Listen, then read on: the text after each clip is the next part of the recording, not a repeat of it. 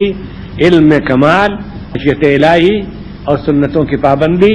اور عبادت کا ذوق اور اصلاح کی کوشش۔ آخر میں ایک بات کہہ کر ختم کرتا ہوں کہ دیکھیے اس وقت ہندوستان میں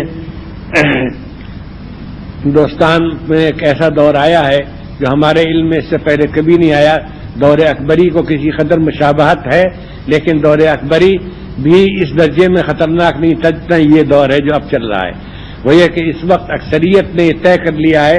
کہ اس ملک کو اسپین بنا کر رہیں گے وہ، یعنی اس میں مسلمان رہیں گے لیکن اپنے تمام ملی تشخصات کو چھوڑ کر وہ یعنی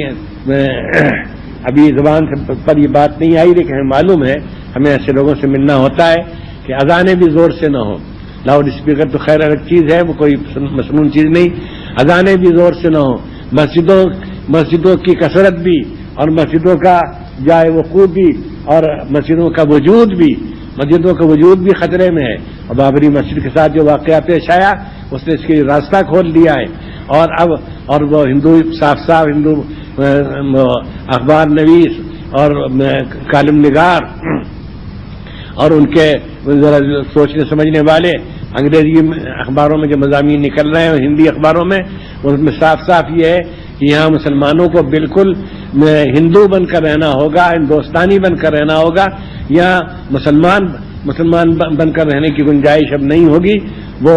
لباس میں، صورت شکل میں اور زبان میں اور رسم الخط میں اور تہذیب میں، سب میں ان تمام امتیازی خصوصیات سے دستبردار ہو جائیں جن سے یہ معلوم ہوتا ہے اور دور سے کہ یہ مسلمان ہے، یہ کہا جائے کہ یہ مسلمان ہے۔ اس وقت سب سے بڑا اس فتنے کو روکنے کے لیے سب سے بڑی طاقت جو ہو سکتی ہے وہ علماء کی ہو سکتی ہے، وہ ہمارے فضلائے مدارس کی ہو سکتی ہے کہ وہ جہاں کے رہنے والے ہوں وہاں کی مسجدوں میں تقریر کریں، جمعے کے دن تقریر کریں، عیدین میں تقریر کریں، خوشیوں کے موقع پر تقریر کریں، نکاح وغیرہ کی مجلسوں میں تقریر کریں کہ ہم کو اپنے پورے ملی تشخص کے ساتھ اس ملک میں رہنا ہے، کسی ایک چیز کو نہیں چھوڑنا ہے۔ ہم اس کے لیے بھی تیار نہیں کہ ہمارا پائچہ ٹخنے سے نیچے ہو، ہم اس کے لیے تیار نہیں کہ ہم اپنی داڑھی کو ایسا کر لیں کہ وہ سمجھا جائے کہ بس میں اتفاقاً کچھ بال اگائے ہیں، نہیں کچھ نہیں، ہم بالکل شریعت پر عمل کریں گے اور شریعت کے ساتھ رہیں گے اور ہمارا نظام تعلیم وہی رہے گا۔ ہم اپنے بچوں کو توحید کی تعلیم دیں گے، دینیات پڑھائیں گے، اردو سے واقف بنائیں گے، اردو رسم الخط کو زندہ رکھیں گے۔ یہ سب سے بڑی ذمہ داری آپ پر عائد ہوتی ہے اور آپ ہی سب سے بہتر طریقے پر اس ذمہ داری کو ادا کر سکتے ہیں۔ اس لیے یہ بات بھی سن لیجئے اور دل پر لکھ لیجئے کہ اس وقت کا سب سے بڑا فتنہ جو ہے وہ ہے یہی متحدہ کلچر اور ملی تشخص سے دستبردار ہونا۔ اور افسوس کی بات یہ ہے کہ ہمارے دینی حلقے یا علمی حلقے کے بعض لوگ بھی جو قلم کا استعمال جانتے ہیں اور زبان سے بھی علمی زبان بات کر سکتے ہیں، وہ بھی اس کی دعوت دینے لگے ہیں کہ مسلمانوں کو کسی بات پہ اصرار نہیں کرنا چاہیے، اور پرسنل لا کے سلسلے میں جو اصرار کیا سپریم کورٹ کے فیصلے کے خلاف، یہ بھی ایک غلطی تھی مسلمانوں کی خامخواہ کے لیے۔ ہندوؤں میں ایک رد عمل پیدا ہوا اور وہ سمجھے کہ مسلمان بہت تنگ دل تنگ نظر ہیں، نہیں، صاف کہتے ہیں ہم یہاں اپنی پوری خصوصیات کے ساتھ رہیں گے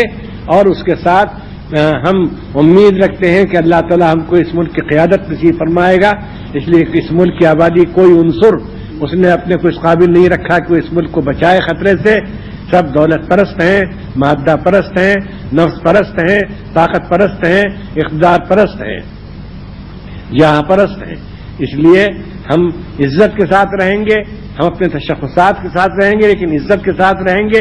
سر اونچا کر کے چلیں گے۔ ہماری نگاہیں شرم سے جھکی ہوئی نہیں ہوں گی بلکہ ہماری نگاہیں بلند ہوں گی اور ہم سمجھیں گے کہ ہم جو کچھ کر رہے ہیں وہ صحیح ہے اور ہندوستان کا دستور اس کی اجازت دیتا ہے اور ہندوستان اسی حالت میں رہ سکتا ہے، یہاں صحیح سلامت اور مامون و محفوظ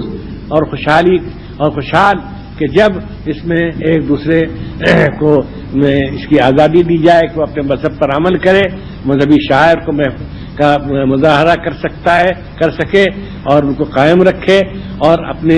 ملی تشخص کو برقرار رکھے۔ بس یہ اس